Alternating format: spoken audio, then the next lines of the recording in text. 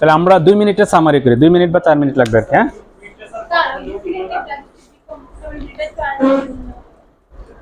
এটা আমাদের দেশের প্রেক্ষাপটে মানে আমরা ইউজ করব না।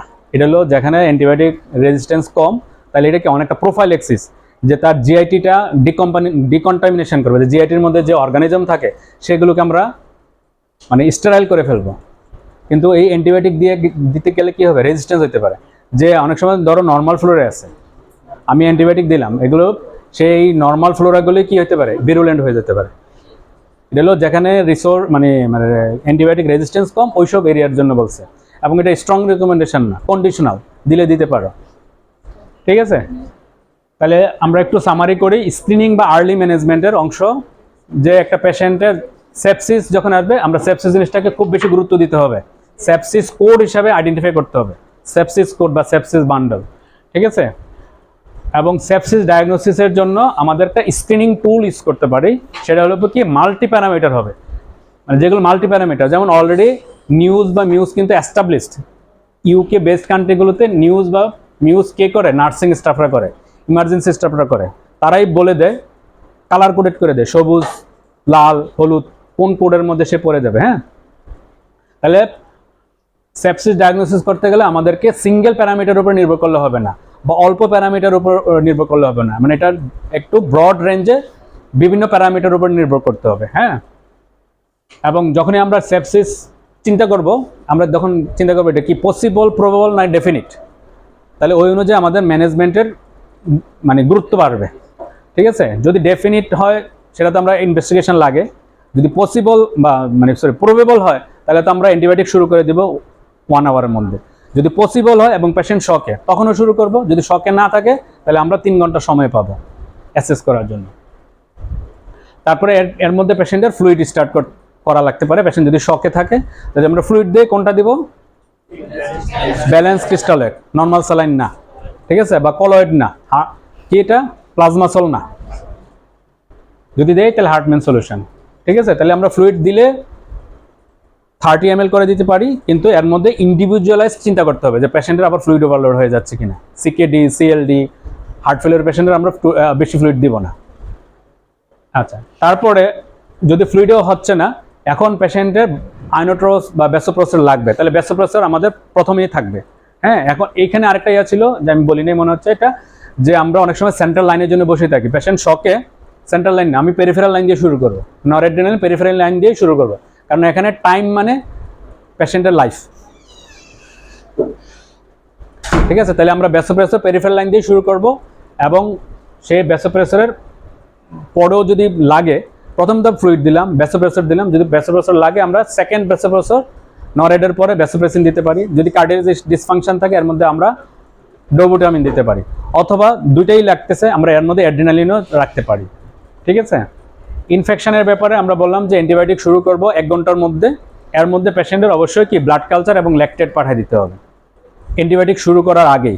এখন পেশেন্ট বেশি খারাপ, অন দ্য ওয়ে আছে, আমি মনে করতেছি এটা সেপসিস, অ্যান্টিবায়োটিক আমি শুরু করে দিতে হবে আগেই, ব্লাড কালচারের জন্য বসে থাকা যাবে না।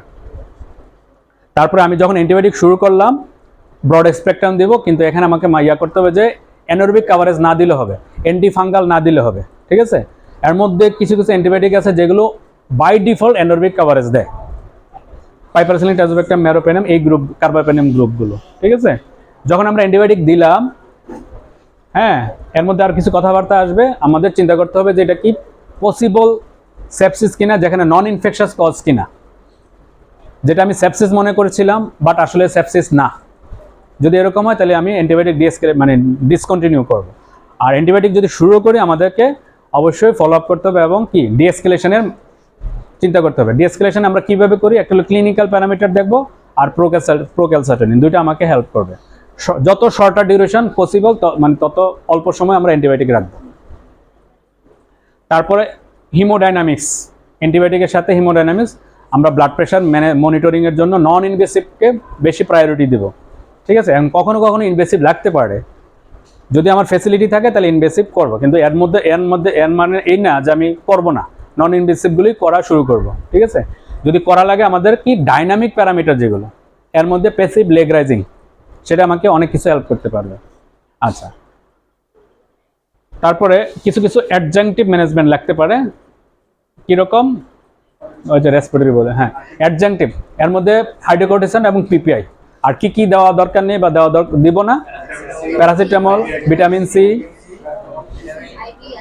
আইভিআইজি, প্লাজমা এক্সচেঞ্জ বা প্লাজমা থেরাপি বা ইমিউনোগ্লোবিন থেরাপি, আর পারফিউশন, পলিমিক্সিন বি পারফিউশন। আচ্ছা, এর মধ্যে রেসপিরেটরি কেয়ার একটা ব্যাপার আছে, ওইখানে আমরা কি করব, যেহেতু patient sepsis, multi organ dysfunction, ওদের ওই পেশেন্ট হাইপোক্সিয়াতেও থাকতে পারে, তার ওয়ার্ক অফ ব্রিদিংও বেশি দেখতে পারে, তাহলে সেক্ষেত্রে আমাদের অক্সিজেনেশন মনিটরিং করতে হবে, SpO2-কে টার্গেট রেঞ্জে রাখতে হবে, অথবা আর্টারিয়াল ব্লাড গ্যাস করতে পারলে SA2-কেও টার্গেট রেঞ্জে রাখতে হবে। যদি অক্সিজেন লাগে, আমি অক্সিজেন ডেলিভারি ডিভাইস কোনটাকে প্রেফার করব, high flow nasal cannula, better than conventional oxygen therapy or NIV। এখন পেশেন্ট বেশি খারাপ, মেকানিক্যাল ভেন্টিলেশন লাগলো, তাহলে সেক্ষেত্রে আমাকে ARDS হচ্ছে কিনা সেটা দেখতে হবে, লাং প্রোটেক্টিভ ভেন্টিলেশন চিন্তা করব। হ্যাঁ, অ্যাডজাংটিভ থেরাপির মধ্যে আরও কিছু ছিল, থ্রম্বোপ্রোফাইলেক্সিস। তাহলে থ্রম্বোপ্রোফাইলেক্সিস কি দিব, লো মলিকুলার ওয়েট হেপারিন।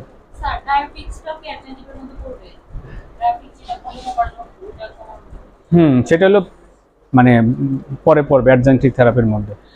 আর অ্যাক্টিভ ফ্লুইড রিমুভাল, সেটা ডায়াবেটিক্স হতে পারে, সেটা হতে পারে ডায়ালাইসিস। ঠিক আছে, বোঝা গেছে? তাহলে কারো কোনো কোশ্চেন?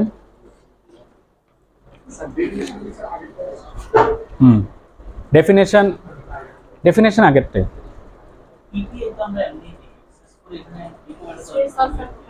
স্ট্রেস আলসার, হ্যাঁ মানে যেমন স্ট্রেস আলসার প্রোফাইলেক্সিসেরও কিছু ইন্ডিকেশন আছে যে কখন কখন দিতে হবে।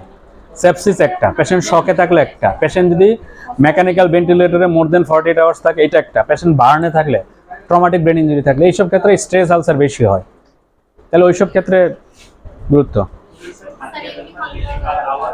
অ্যান্টিফাঙ্গাল প্রোফাইলেক্টিক্যালি বা এম্পিরিক্যালি আমরা দিব না, যদি একেবারে নির্দিষ্ট ইন্ডিকেশন থাকে সেক্ষেত্রে।